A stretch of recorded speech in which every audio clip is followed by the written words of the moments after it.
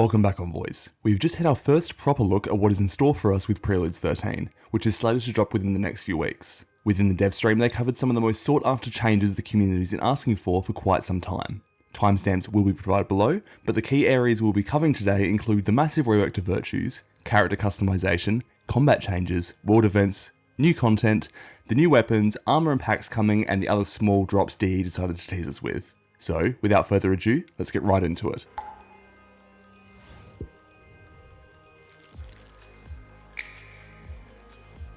To get started with today's video, it would be beneficial to direct our attention to the biggest and most controversial change coming to Preludes 13, the Virtues rework. As it stands in the current build of Soulframe, Virtue points are individually assignable and can be allocated to any of the three. DE have identified, however, that many players would forget about these entirely, not bothering to touch them or even just outright refuse to adjust them, which led to the new addition of Virtue Prisms, essentially acting as a preset distribution meters, automatically assigning points based on the ratio set by these collectible prisms. Now, whilst I do personally love the visual design of these, and I can understand the intent, restricting player freedoms and building customizations this early into the game's development is certainly a unique design choice.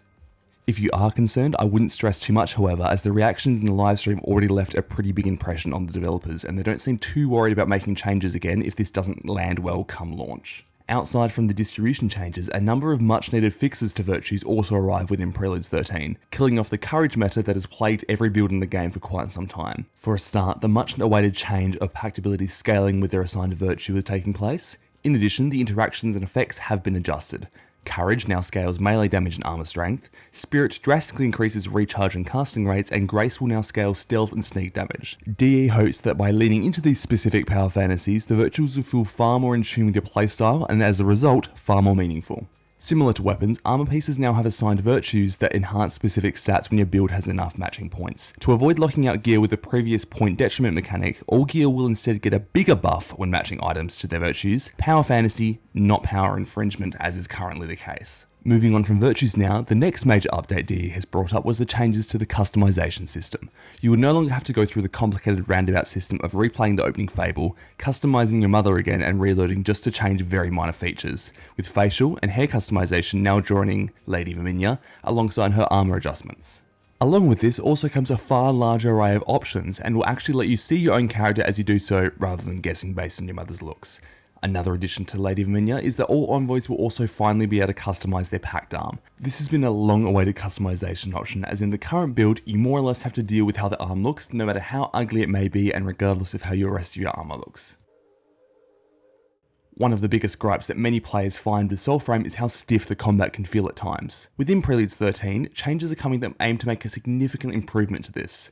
The camera is becoming more fluid, moving around the combat far more smoothly. The hidden target swap delay has been removed entirely, and enemies will now throw significantly less unblockable attacks. The combination of these, along with the new sound system being implemented that changes the way that the combat sounds, should hopefully address the game's largest issue in a meaningful way. A few other minor changes to the combat also include courage-based builds now having the potential to block incoming unblockables, adding to the warrior power fantasy.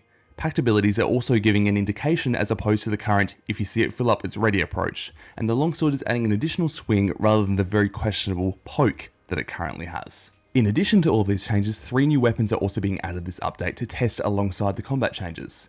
These include the Seathorn, a water-based primary cast weapon, Busker's Rest, a new sidearm that's a cast weapon built around launching fire projectiles, and Cliver, a first of its kind dual sword sidearm.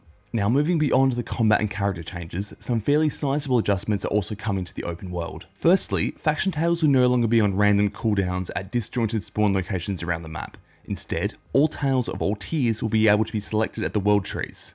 This is a massive change and a huge win for the community as it streamlines the gameplay loop without these long, drawn out sections spent looking for specific tail to no avail. Now, if you've been paying attention in the most recent update to Soulframe, you would have noticed these massive industrial Eiger spires that could not yet be accessed. Well, we finally know what these are going to be used for, and in Preludes 13 they bring a new siege style mode called the Organ, which has you scale and disrupt the Eiger pumping machines. Aside from the gorgeous new music that comes with this mode, and the obvious environmental benefits to getting rid of the Eiger machines, we know very little about the Organ regarding any reason to do it, the lore, rewards, or any implications. So if any of you had any kind of guesses, theories, or ideas, please feel free to drop them in the comments below, because I am personally at a loss. Finally, we'll round up this video with a few rapid fire updates surrounding other individual additions coming to Preludes 13 that were dropped throughout the livestream. Firstly, the Waste Spare is getting its open world counterpart to fight, similar to the other Fable based bosses. There is also a new Fable boss in the works, which appears to be some kind of ram, also not forgetting the frog that we have seen previously teased. DE has discussed new visual and performance upgrades with a variety of new systems aiming to improve not only how the game looks but how it runs in all aspects. We have also had a new grace-based pact teased, looking to be based somewhat around fencing to some extent, as well as a very graceful playstyle. DE also touched on multiple times the MMO features that are in the works, aiming to bring players together in other areas of the open world, but we were given no specifics and they said it's quite far down the track, so don't get your hopes up on anything too soon. And whilst we're on the topic of system-based teasers, DE have said that the next 6 months will see some of the game's largest swings and changes to date. From every area of the game in all aspects, they are revitalising and putting things into a more definitive approach. So keep an eye out for those, it sounds quite exciting. And finally, the last of the things teased in this update were some major new areas, including access to the skyship, a new what appears to be an underground area, and this gorgeous Fae-inspired concept art. If you were at all interested in seeing this full stream's worth of information, it is available on the Soulframe YouTube page, or if you had any individual questions, feel free to head either to the comments or to the community Discord where we help new envoys daily. Before we were to completely wrap up this video today, however, I wanted to provide an update on the future of Soulframe content in this channel and kind of the direction that I'm headed. As many of you may be aware, this is still quite a small channel, having only posted a handful of videos. I took 2 months off posting recently, with the main reason being that there just isn't a lot to do in Soulframe right now. The game is still enjoyable, and I understand that players are very hungry to watch content on the game, but I personally do not find joy in repeating the same information over and over again or beating a dead horse.